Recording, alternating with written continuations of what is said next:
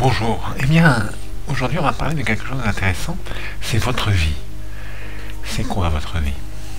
Alors vous êtes né, donc pendant quelques années, vous avez cherché à vous nourrir, tout simplement, à exister, à excréter les restes de votre nourriture.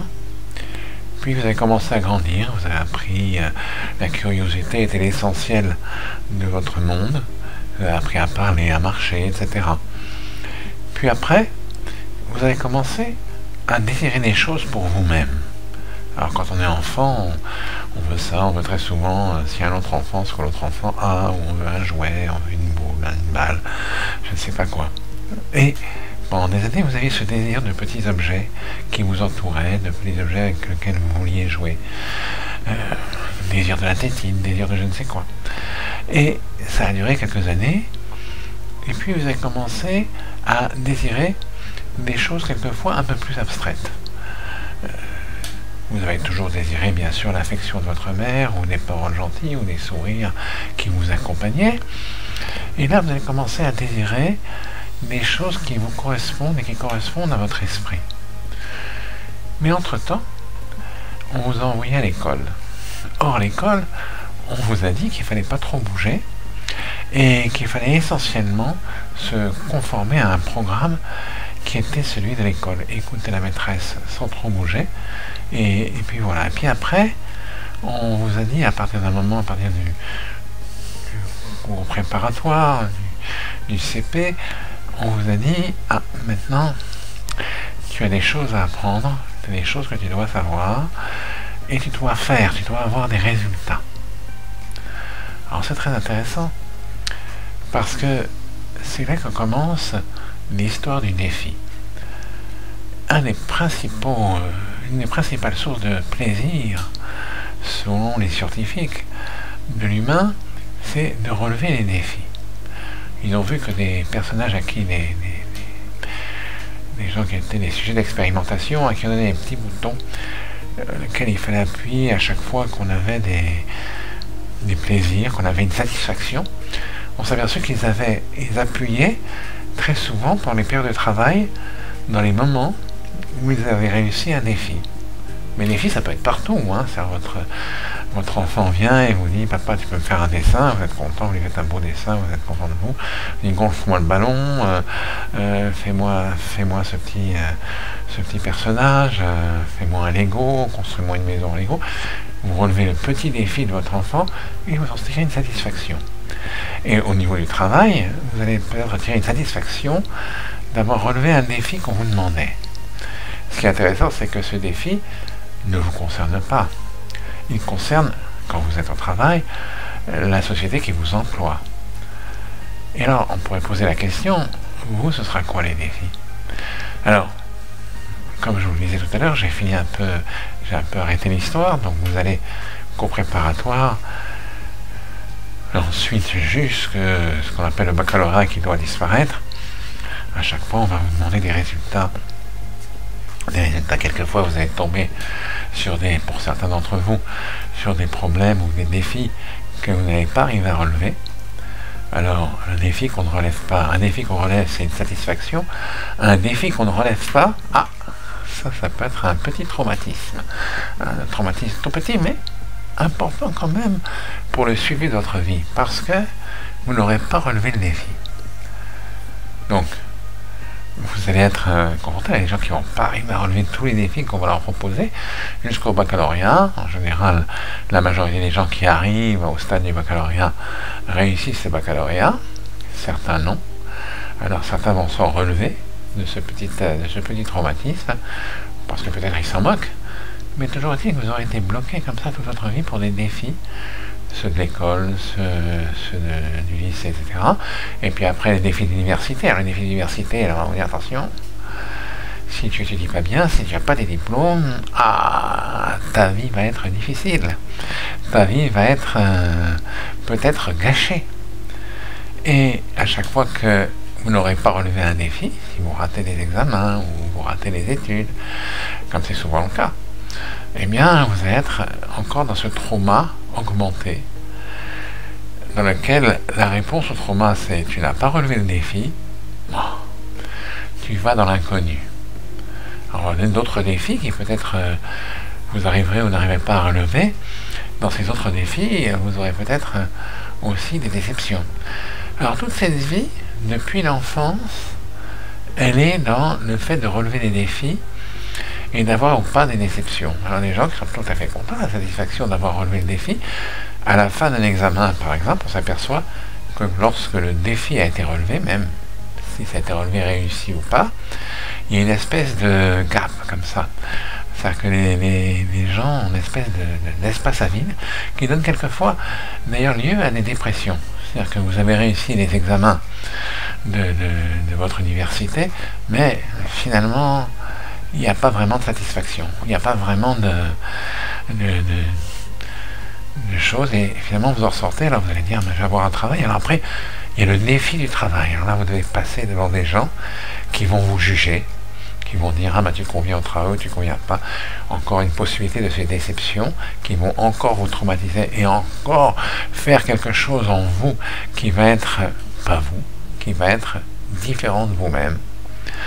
Et parce que ce sera peut-être pas ce que vous désirez, alors vous aurez des refus. Alors quelquefois, il y a des gens qui vont avoir postulé pour un poste que, en fait, si on regarde bien, ils le font parce qu'il n'y a pas autre chose, mais ça ne les intéresse pas vraiment. C'est pas ce qu'ils désiraient faire quand ils étaient adolescents ou quand ils ont commencé à faire des études.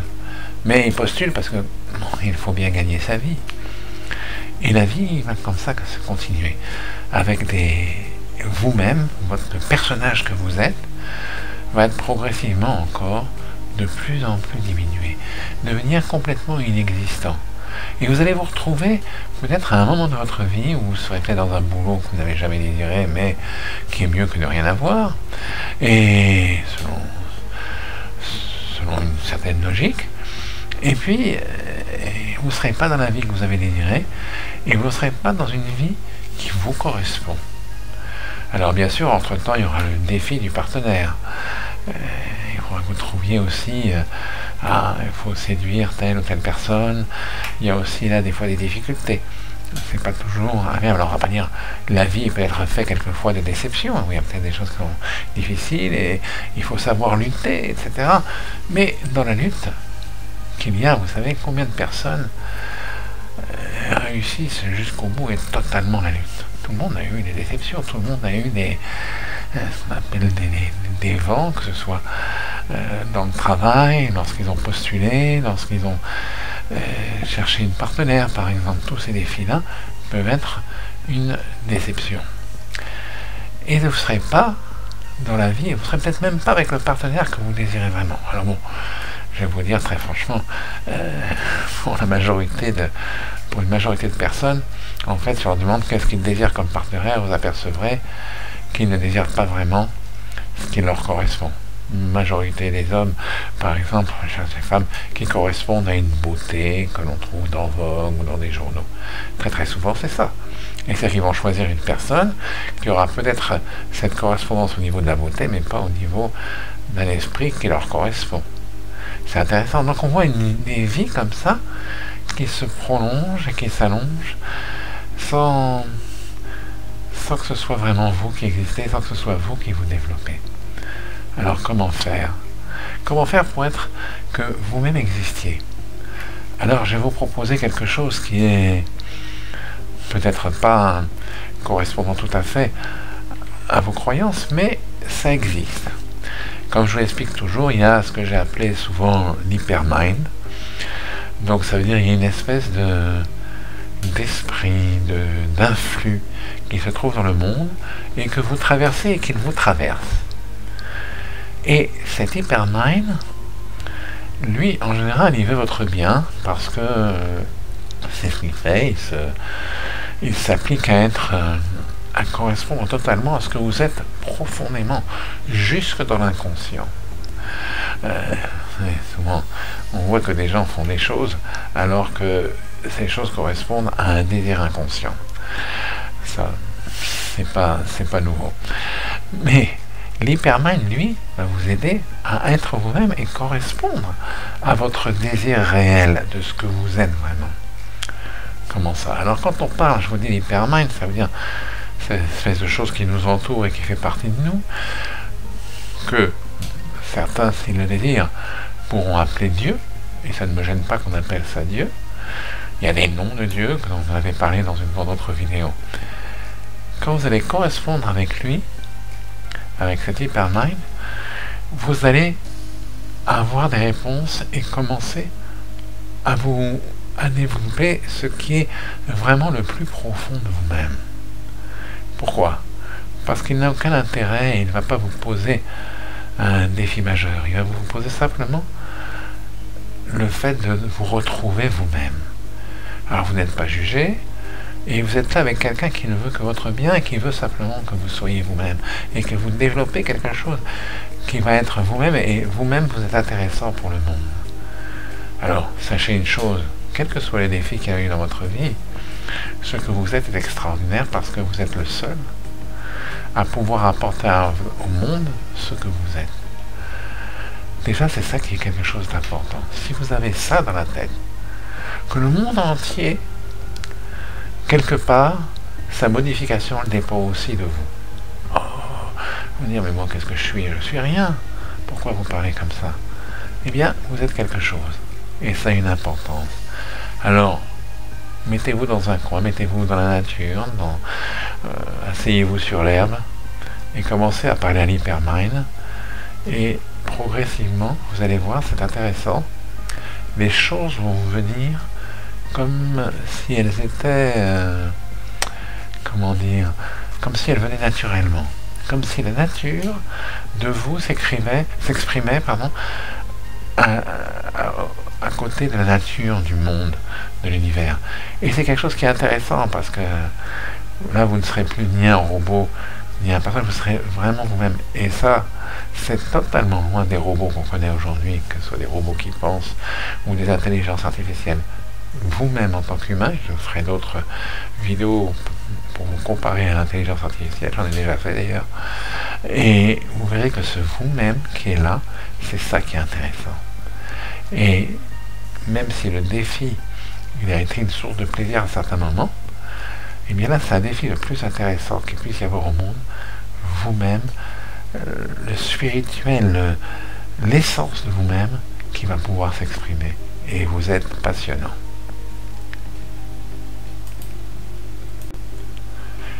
Bonjour, eh bien, aujourd'hui on va parler de quelque chose d'intéressant, c'est votre vie. C'est quoi votre vie? Alors vous êtes né, donc pendant quelques années, vous avez cherché à vous nourrir, tout simplement, à exister, à excréter les restes de votre nourriture. Puis vous avez commencé à grandir, vous avez appris, la curiosité était l'essentiel de votre monde, vous avez appris à parler, à marcher, etc. Puis après, vous avez commencé à désirer des choses pour vous-même. Alors quand on est enfant, on veut ça, on veut très souvent, s'il y a un autre enfant, ce que l'autre enfant a, ou on veut un jouet, on veut une boule, une balle, je ne sais pas quoi. Et pendant des années, vous aviez ce désir de petits objets qui vous entouraient, de petits objets avec lesquels vous vouliez jouer. Désir de la tétine, désir de je ne sais quoi. Et ça a duré quelques années, et puis vous avez commencé à désirer des choses quelquefois un peu plus abstraites. Vous avez toujours désiré, bien sûr, l'affection de votre mère, ou des paroles gentilles, ou des sourires qui vous accompagnaient. Et là, vous allez commencer à désirer des choses qui vous correspondent et qui correspondent à votre esprit. Mais entre-temps, on vous a envoyé à l'école. Or, à l'école, on vous a dit qu'il ne fallait pas trop bouger et qu'il fallait essentiellement se conformer à un programme qui était celui de l'école. Écouter la maîtresse sans trop bouger. Et puis voilà. Et puis après, on vous a dit, à partir d'un moment, à partir du cours préparatoire, du CP, on vous a dit, ah, maintenant, tu as des choses à apprendre, tu as des choses que tu dois savoir, et tu dois faire, tu dois avoir des résultats. Alors c'est très intéressant, parce que c'est là que commence l'histoire du défi. Une des principales sources de plaisir, selon les scientifiques, de l'humain, c'est de relever les défis. Ils ont vu que des personnages à qui des gens qui étaient des sujets d'expérimentation, à qui on donnait des petits boutons lequel il fallait appuyer à chaque fois qu'on avait des plaisirs, qu'on avait une satisfaction, on s'est aperçu ils appuyaient très souvent pendant les périodes de travail dans les moments où ils avaient réussi un défi. Mais les défis, ça peut être partout, hein. Votre enfant vient et vous dit: papa, tu peux me faire un dessin, vous êtes content, vous lui faites un beau dessin, vous êtes content de vous. Il dit: gonfle-moi le ballon, fais-moi ce petit personnage, fais-moi un Lego, construis-moi une maison en Lego.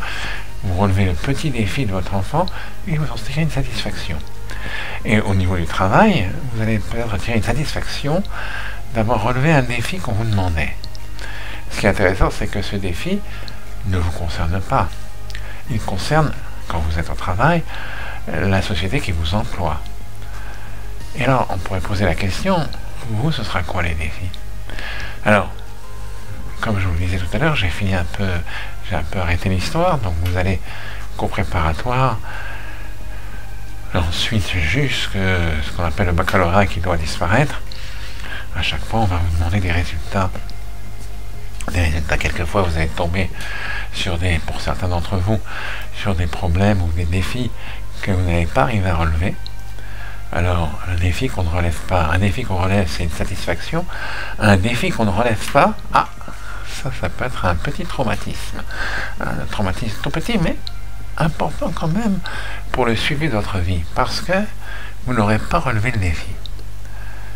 Donc, vous allez être confronté à des gens qui ne vont pas arriver à relever tous les défis qu'on va leur proposer jusqu'au baccalauréat. En général, la majorité des gens qui arrivent au stade du baccalauréat réussissent ce baccalauréat, certains non. Alors certains vont s'en relever de ce petit traumatisme, parce que peut-être ils s'en moquent, mais toujours est-il que vous aurez été bloqué comme ça toute votre vie pour des défis, ceux de l'école, ceux du lycée, etc.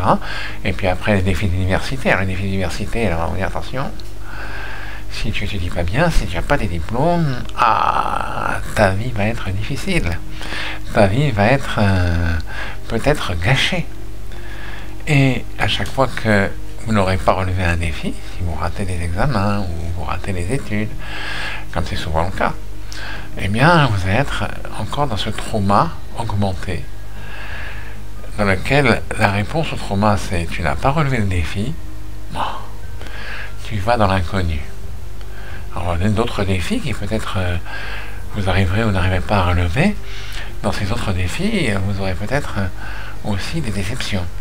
Alors, toute cette vie, depuis l'enfance, elle est dans le fait de relever des défis et d'avoir ou pas des déceptions. Alors des gens qui sont tout à fait contents, la satisfaction d'avoir relevé le défi. À la fin d'un examen, par exemple, on s'aperçoit que lorsque le défi a été relevé, même si ça a été relevé réussi ou pas, il y a une espèce de gap comme ça.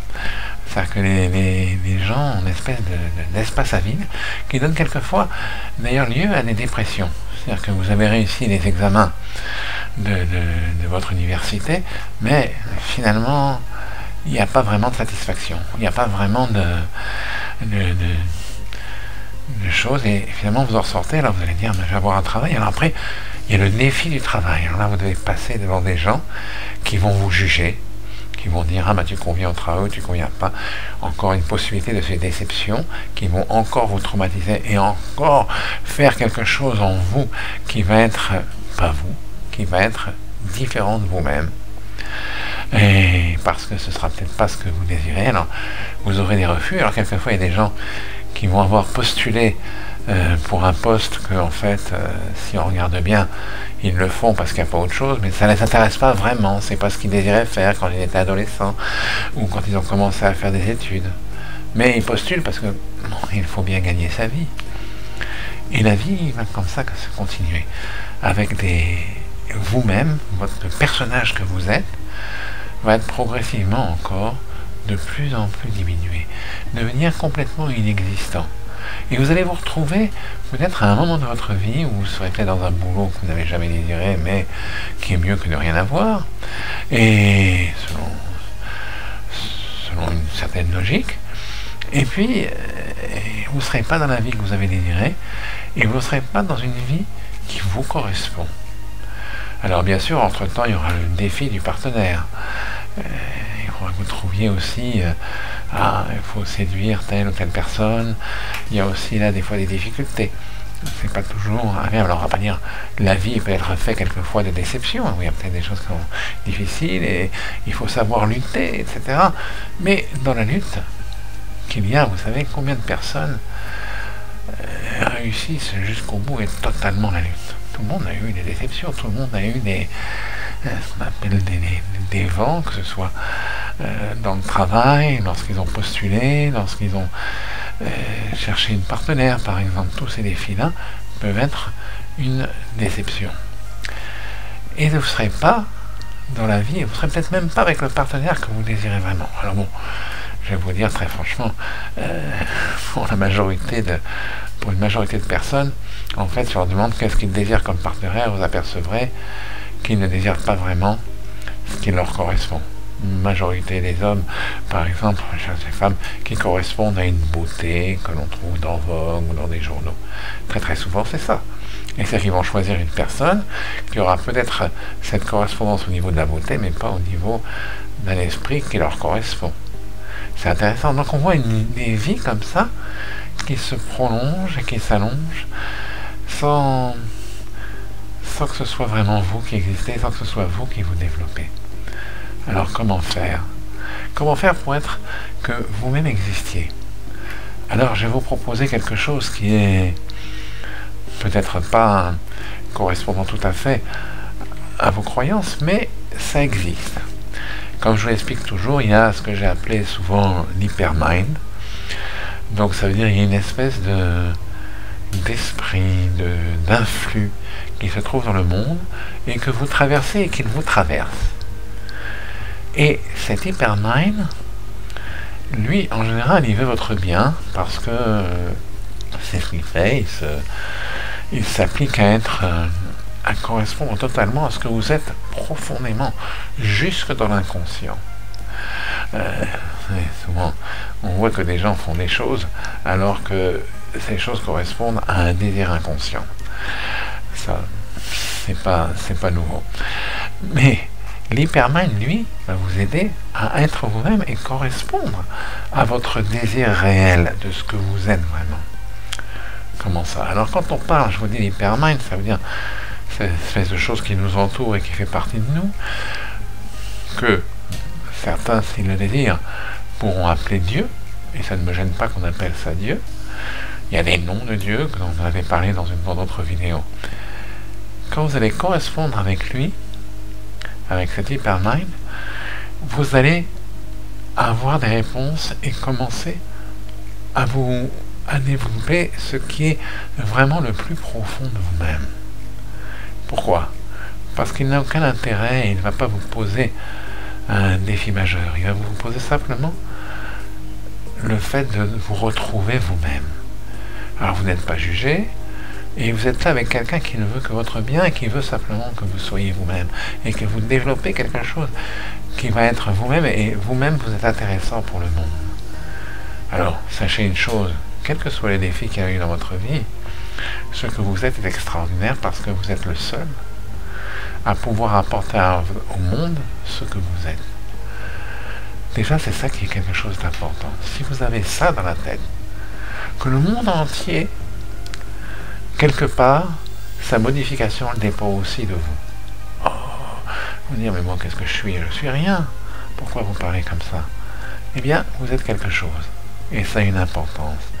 Alors, mettez-vous dans un coin, mettez-vous dans la nature, asseyez-vous sur l'herbe, et commencez à parler à l'hypermind, et progressivement, vous allez voir, c'est intéressant, les choses vont vous venir comme si elles étaient, comment dire, comme si elles venaient naturellement, comme si la nature de vous s'exprimait, à côté de la nature du monde, de l'univers.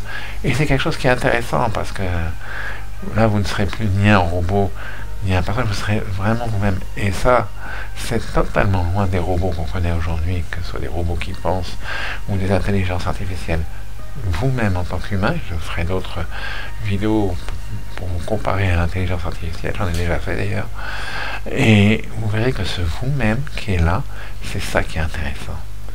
Et même si le défi, il a été une source de plaisir à certains moments, et bien là, c'est un défi le plus intéressant qu'il puisse y avoir au monde. Vous-même, le spirituel, l'essence de vous-même qui va pouvoir s'exprimer. Et vous êtes passionnant.